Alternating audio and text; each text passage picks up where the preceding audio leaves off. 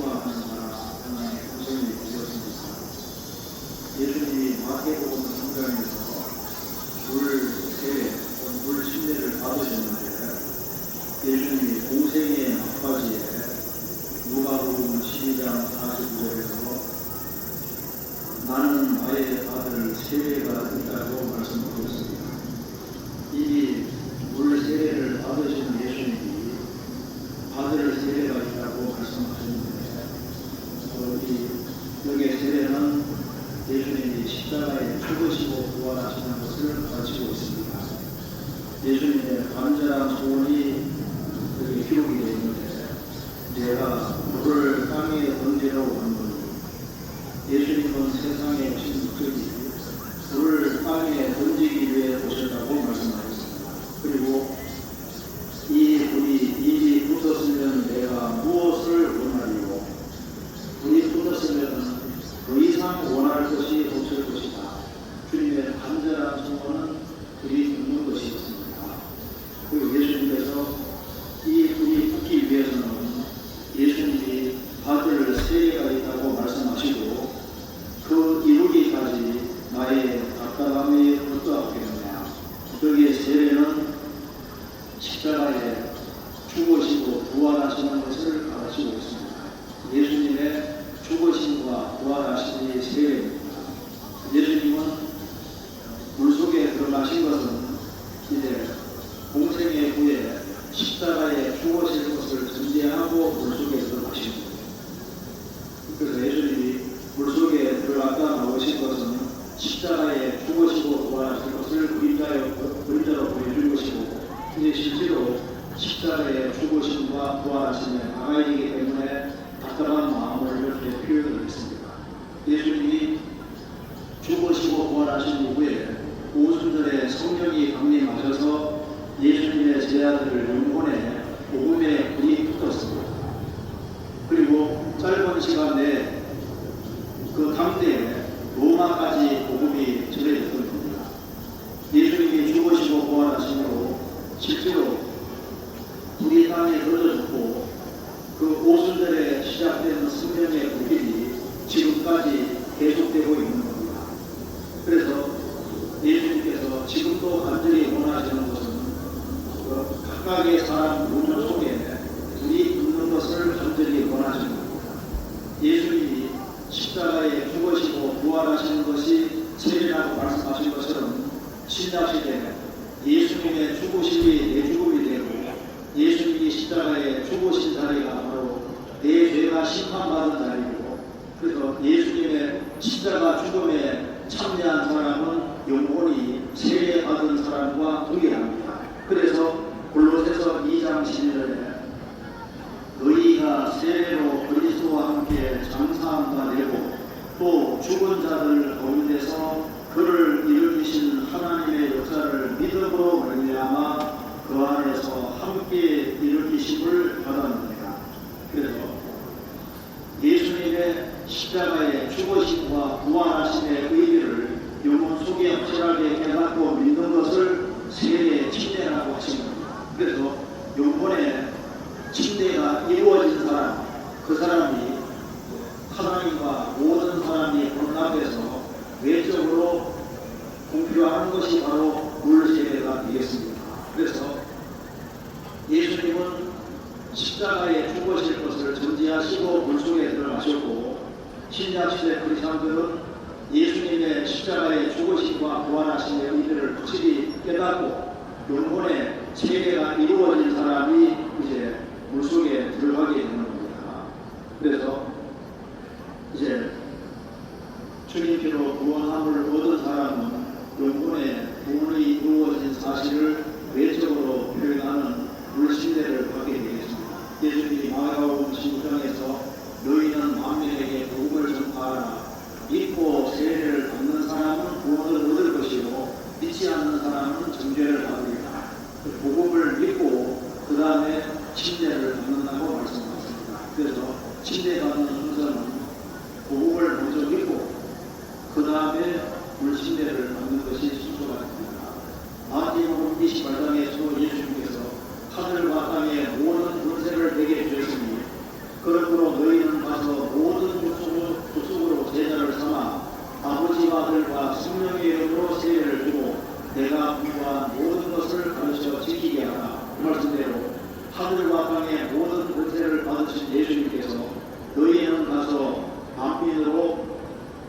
십자가를 삼으라고 말씀하셨는데 주님의 제자가 되기 위해서는 먼저 구원을 받아야 됩니다. 그래서 구원을 받고 난 이후에 아버지와 아들과 성령의 이름으로 침례를 주고 그 다음에 교회에 대한 우리 속에서 성령의 가르침을 받고 정상적으로 신앙이 성장하게 되고 그 무리 가운데 주님께서는 세상 끝날까지 같이 계시는 겁니다. 그래서 사도행전 8장에서도 에티오피아에서 예루살렘까지 마차 타고 다니면서 예배하던 에티오피아의 한 내시가 필립의 도움으로 마차 위에서 구원을 받습니다. 구원받고 난 이후에 물이 많은 곳에서 즉시 침례를 받았습니다. 그래서 침례는 반드시 구원받고 그 다음에 받는 것이 순서가 되겠습니다. 그리고 구약에서도 이미 예표가 되어 있는데 이스라엘 민족이 이집트에서 430년 동안 살다가 모세인도로 출애굽을 합니다. 그때 양의 피를 경험하는 것이 먼저고 그 다음에 홍해 바다 통과하는 것은 두 번째였습니다. 고린도전서 5장에서 양의 피는 바로 예수님의 죽으심의 그림자라고 했습니다. 그래서 우리의 유월절 양, 곧 그리스도께서 희생이 되셨습니다. 유월절 양이 오후 3시에 죽는 것처럼 예수님도 오후 3시에 죽으셨습니다. 그래서 피를 경험하고 난 이후에 홍해 바다 통과한 것이 고린도전서 10장에서는 세례라고 말씀했습니다. 그래서 신약시대 크리스찬도 예수님 피를 먼저 경험하고 그 다음에 물침례를 받는 것이 순서가 되겠습니다. 그리고 베드로전서 3장에서는 홍수의 물도 세례의 그림자라고 했는데 노아 시부들이 방주에 들어가는 것이 먼저고 그 다음에 홍수를 통과하고 신앙생활을 했습니다. 노아 방주는 예수님의 그림자이기 때문에 한 사람이 예수님 안에 들어가는 것이 먼저고 그 다음에 물을 통과합니다. 스펄전 목사는 세계적으로 제일 유명한 목사인데 그는 유아 세례를 받은 사람이었습니다. 그런데 16살 나이에 그가 성경 말씀을 통해서 구원을 받고 난 이후에 성경을 보니까 하나님께서 침례 받으라고 명령하셨기 때문에 부모의 반대를 무릅쓰고 다시 침례 받는 길을 택했습니다. 왜냐하면 성경에서 구원받고 난 다음에 침례를 받으라고 명령하시기 때문에 순서는 구원받고 난 이후에 받는 것이 맞습니다. 그리고 침례를 받을 때 물 뿌리는 세례는 무대에 생겼습니다. 그래서 실제로 물 속에 들어가는 침례가 성경적입니다. 그래서 진짜가 잠길 진짜입니다. 백제는 물 속에 들어갔다가 나오는 거예요. 왜 그러냐면 제가 한번 읽겠습니다. 로마서 6장 4절에 그러므로 우리가 그의 죽으심과 합하여 세례를 받음으로 그와 함께 장사되었나니 이는 아버지의 영광으로 말미암아 그리스도를 죽은 자 가운데서 살리신 같이 우리로 또한 새 생명 가운데서 행하게 하려 함이니라. 침례는 장대식입니다. 물을 뿌리는 것은 장대식 증명이 아닙니다. 물 속에 들어가는 것은 아담 안에 속한 나는 죽었다. 십자가 안에서 옛사람은 죽었다는 걸 표현하는 것이기 때문에 물 속에 들어갈 때 그게 장대에 대한 정확한 표현입니다. 그래서 물 속에 들어가는 것은 아담 안에 속한 옛사람은 죽었습니다. 그런 뜻이고 물 밖에 나올 때는 내 생에는 예수님을 위해서 하나님 영광을 위해서 구별됐습니다. 그런 뜻입니다. 과거에는 침례를 할 때 사람은 물 속에 집어넣어서 물을 한참 들이겠습니다. 또르르 흘려놨어요. 한참 들이겠어 단전 잡아먹고 끓이면 했는데 그렇게 하면 안 됩니다. 잠깐 들어가고 나오는 거예요. 장례식을 거창하게 한다고 해서 물을 잔뜩 먹이고 끓여보내는데 그렇게 할 필요 없습니다. 왜 그렇게 안 하니까 걱정 안 하시고 있습니다.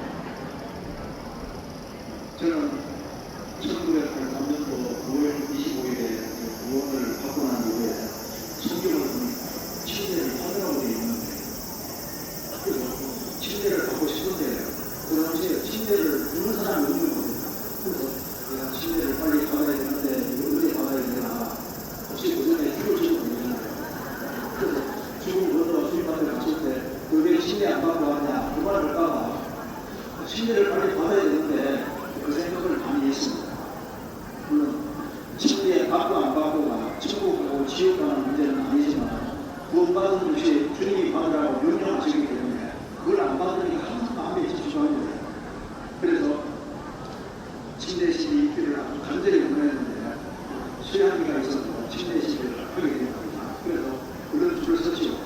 그런데 밤에는 침례장이 굉장히 작았어요. 그리고 이제 이렇게 우리 조치를 못했어요. 그리고 사람들이 줄을 쫙 서서 들어가서 나오는데 물에서 보니까 물이 점점 더러워집니다.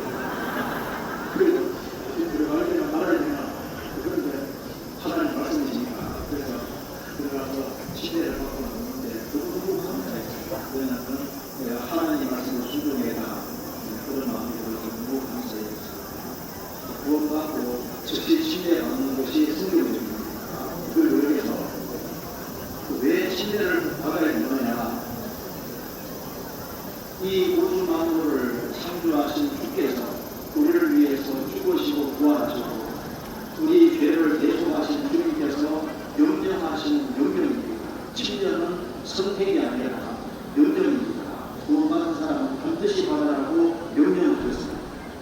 그리고 또 한 가지는 내가 구원을 받았다는 사실을 하나님과 천사들이 있고 그리고 이제 친구들이 보는 앞에서 나는 정말 구원받은 사람이라는 공적으로 고백하는 것이 됩니다. 그래서 결혼하고 살면 되지 무슨 결혼식이 필요하냐 하는데 결혼식을 하고 사는 사람과 결혼식을 올리지 않고 사는 사람은 분명히 차이가 있을 겁니다. 그래서 침례를 받고 신앙생활하는 사람과 침례 받을 수 있는 기회가 주어졌음에도 불구하고 불순종하고 살아가는 사람은 분명히 차이가 있을 겁니다.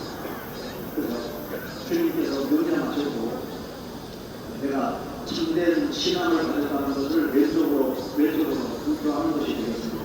그리고 이제 물속에 들어갈 때 아담마게 안에 속한 나는 죽었고 이제 나는 예수님과 연합되어서 새로운 세계를 살아가는 각오를 가지는 것도 되기 때문에 침례가 아주 중요한 것이 되겠습니다. 그래서 침례를 받을 때는 예수님께서 아버지와 아들과 성령의 이름으로 침례를 주라고 말씀하신 대로 성부, 성자, 성령의 이름으로 침례를 받습니다. 그렇게 받은 거고요. 그리고 이제 또 한 가지는 이제 여기 물에 들어갈 때 순서가 인도하시는 분이 있을 겁니다. 여기 발을 간단하게 물속에 잠그고 들어가서 안내하시는 물을 따라서 물속에 들어오면 간단하게 잠그실 겁니다. 그래서 원받은 물을 간단하게 주시면 되고 그리고 물속에 들어갈 때 이거는 내가 뭐 때문에 여기가 들어가니? 뭐 때문에 여기? 코에 물이 들어간 사람은 코를 막아도 되겠습니다. 그래서 물에 잠깐 들어갔다가 나오면 되겠습니다. 이게 잠깐 숨을 안 쉬면 되는 거니까 잠깐 들어갔다가 나오면 되겠습니다. 그래서 이번에 침례식 선수를 하시는 모든 분들을 하나님의 하나님과 많이 하시고 예수님 말씀하시고 너가 내 집이 구원받으리라는 말씀대로 집안 식구들이 다 구원을 받고 이번에 침례 받는 사람을 위해서 30대, 60대 그때 더 이상 절치를 하면서 귀한 자리를 하겠습니다. 저는 기도드리겠습니다. 우주 만물을 창조하시고 인간 역사를 주장하시는 거룩하신 우리 아버지 하나님, 이번 원사 신앙의 휴양의 기간 중에 이 귀한 침례식을 받게 해주신 것을 감사합니다. 이번에 구원함을 얻은 많은 분들, 이번에 침례식에 참여하는 모든 분들 일일이 주님이 함께 해주시고 영주간에 도와주셔서 주님 오시는 그날까지 주 안에서 올바르게 성장하며 귀하게 쓰임받는 사람들이 되도록 도와주시고 30대 않는 삶이 되도록 도와주옵소서. 또 신예식에 참여하는 모든 분들에게도 크신 은혜로 함께해 주옵소서. 우리 구주 예수 그리스도 이름으로 기도하옵나이다.